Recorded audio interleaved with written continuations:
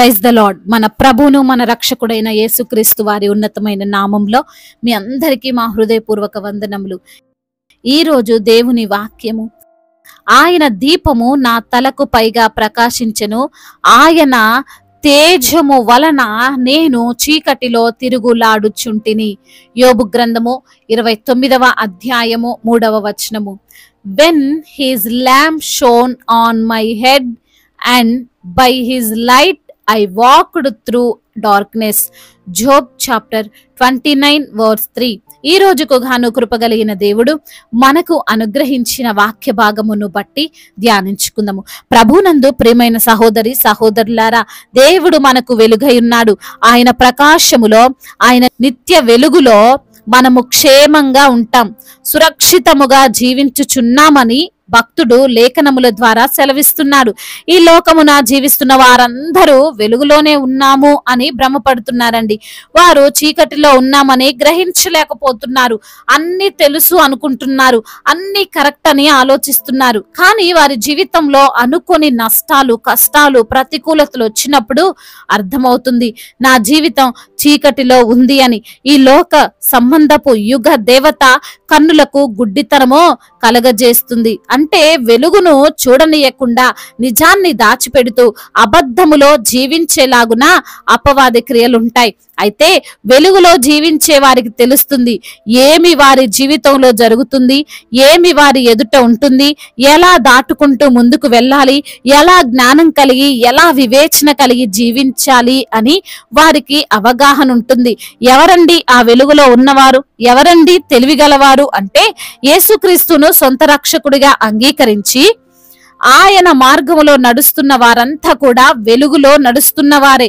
ఈ రోజున అనేకులు చీకటిలో నడవడం వలనే, అనగా దేవుణ్ణి ఎరుగక, ఆయన సహాయము లేక జీవిస్తుండడం వలనే మోసపోయే వారిగా, వంచింపబడే వారిగా, ఏమి సాధించలేని వారిగా, ఏమి చెయ్యలేని వారిగా, చెడు నిర్ణయాలు తీసుకొని పాపపు పనులు చేసేవారిగా ఉంటారు. అంత మాత్రమే కాదు, ఈరోజు యోబు భక్తుడు చెబుతున్నట్లుగా ప్రతికూలతలు వస్తున్నప్పుడు, భయంకరమైన వేదనలు వస్తున్నప్పుడు, సమస్యలు వచ్చినప్పుడు వాటిని ఎలా జయించాలో, ఎలా ఎదురించాలో, ఎలా వాటిని తట్టుకొని నిలవబడాలో అర్థమవ్వక ఓడిపోయిన వారుగా, కోల్పోయిన వారిగా, నిస్సహాయులుగా మిగిలిపోతున్నారు. యోబు భక్తుడు తన యొక్క పూర్వపు స్థితిని జ్ఞాపకం చేసుకుంటూ అంటున్నాడు, పూర్వకాలమునున్నట్లు నేనున్న ఎడల ఎంతో మేలు, దేవుడు నన్ను కాపాడుచుండిన దినములలో ఉన్నట్లు నేనున్న ఎడల ఎంతో మేలు అని అంటున్నాడు. పూర్వకాలంలో ఎలా ఉన్నాడు, పూర్వము అతని దగ్గర ఏముంది, మరి ఇప్పుడు ఏమి లేదు అంటే ప్రాముఖ్యముగా జ్ఞాపకం చేస్తున్న విషయం ఏమిటి అంటే డబ్బు ఉందనే విషయం కాదు, ఆస్తిపాస్తులు ఉన్నాయి అని దాని గురించి కాదు, కుటుంబం ఉందని కాదు, తన చుట్టూ సేవకులు పనివారు ఉన్నారని కాదు.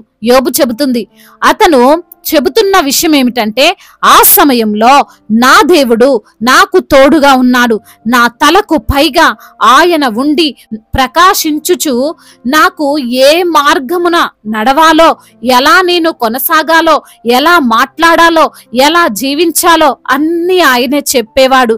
నాకు వివేచనిచ్చాడు, జ్ఞానమిచ్చాడు. ఆయన తోడు లేకుండా యోబు అసలు ఏ పని చేసేవాడు కాడు. అందుకే ఆ దినములు యోబుకు మంచిగా ఉన్నాయి, మేలుకరంగా ఉన్నాయి అని చెబుతున్నాడు. అయితే ఈరోజు నీవు ఆలోచిస్తున్న విషయం ఏంటి? డబ్బుంటే మేలు అనుకుంటున్నావా? ఆస్తిపాస్తులుంటే మేలు అనుకుంటున్నావా? మంచి జాబ్ ఉంటే మేలు అనుకుంటున్నావా? ఇవన్నీ ఉన్నవారు కూడా ప్రశాంతత లేక జీవిస్తున్నారండి. అందుకే మనకు మేలు కలగాలంటే దేవుని వెలుగు ఉండాలి, ఆయన మనతో పాటు ఉండాలి, అప్పుడే మనకు మేలు. మరొక విషయాన్ని కూడా జ్ఞాపకం చేస్తున్నాడు, ఆయన తేజము వలన నేను చీకటిలో తిరుగులాడుచుంటిని అని. అనగా సమస్యలు వచ్చినప్పుడు, ఇబ్బందులు ఎదురైనప్పుడు, శోధనలు తన జీవితంలో ప్రవేశించినప్పుడు వాటిని చూసి కంగారు పడలేదు, వాటిని బట్టి అస్సలు కృంగిపోలేదు. చీకటి వంటి సమస్యల్లో కళ్ళు కానరాక చతికిల పడలేదు, వాటిని ఎదుర్కొంటూ ధైర్యంగా తిరగలిగాడు అని జ్ఞాపకం చేస్తున్నాడు. విశ్వాసికి శ్రమలు రావని కాదు, సమస్యలు రావని కాదు, కానీ అవి వచ్చిన వాటిని బట్టి నిజమైన విశ్వాస అయిన వారు ధైర్యంగా జీవించగలరు. మీలో ఉన్నవాడు ఈ లోకమును జయించినవాడు అని లేఖనములు సెలవిస్తున్నాయి. యేసయ్య మనతో ఉండి మనల్ని నడిపిస్తాడు, మనల్ని కాపాడతాడు. ఈ రోజున నీ పరిస్థితి ఏదైనా, ఎటువంటి అనారోగ్యముతో ఉంటున్నా, ఎటువంటి అప్పుల సంద్రములో పడి ఉన్నా, ఎటువంటి అంధకార దురాత్మ శక్తుల చేత పీడింపబడుతున్నా, అశాంతి పరిస్థితులు నిన్ను చుట్టుముట్టినా నీవు భయపడొద్దు. వెలుగై ఉన్న దేవుడు, మనకు తేజమును ఇచ్చే దేవుడు మనతో ఉన్నాడు అని జ్ఞాపకం చేసుకోవాలి. ఆయన మనకు పైగా ఉండి కాపాడుతున్నాడు.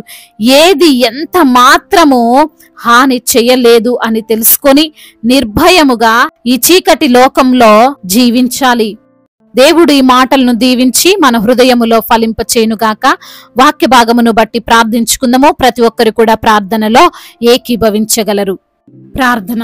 మహాశక్తి సంపన్నుడా, మహోన్నతుడా, కృపా కనికరములు కలిగిన దేవా, జీవాధిపతి, మీకు స్తోత్రములు చెల్లిస్తున్నాం తండ్రి.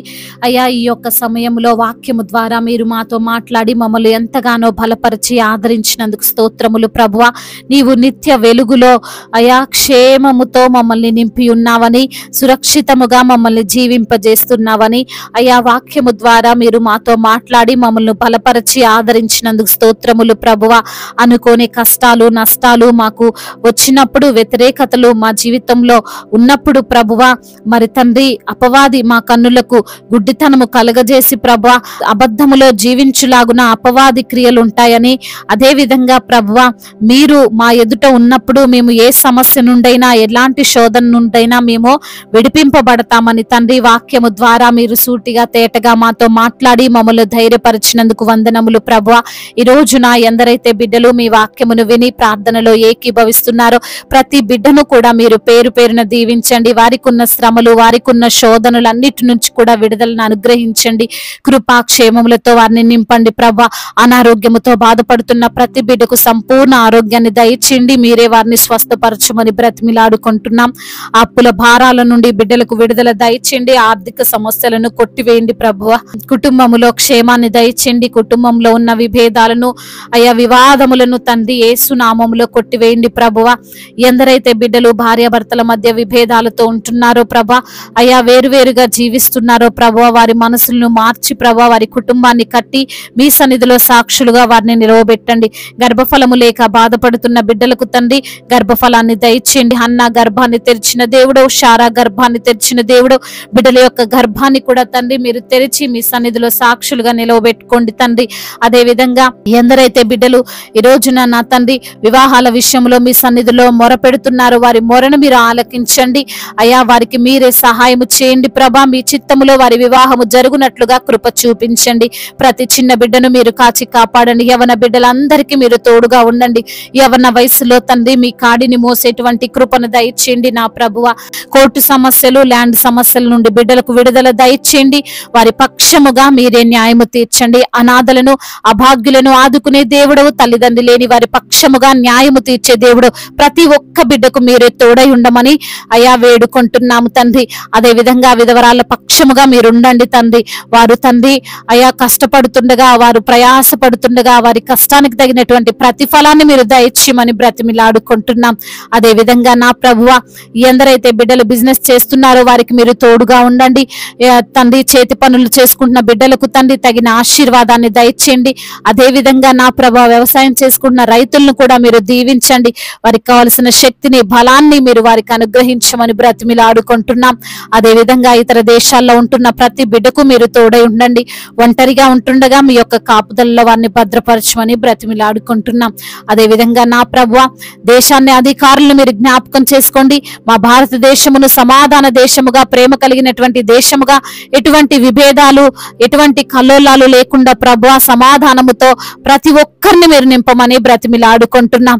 అదే విధంగా రక్షణ లేని ప్రతి బిడ్డకు రక్షణ దయచేయండి. మారు మనసు లేని ప్రతి బిడ్డకు మారు మనసును మీరు అనుగ్రహించమని బ్రతిమిలాడుకుంటున్నాం తండ్రి. అయ్యా అదే విధంగా సువార్థికులను మీరు బలపరచండి. మిషనరీస్ ని మీరు దీవించండి. సంఘ కాపరికి మీరు తోడై ఉండండి ప్రభా.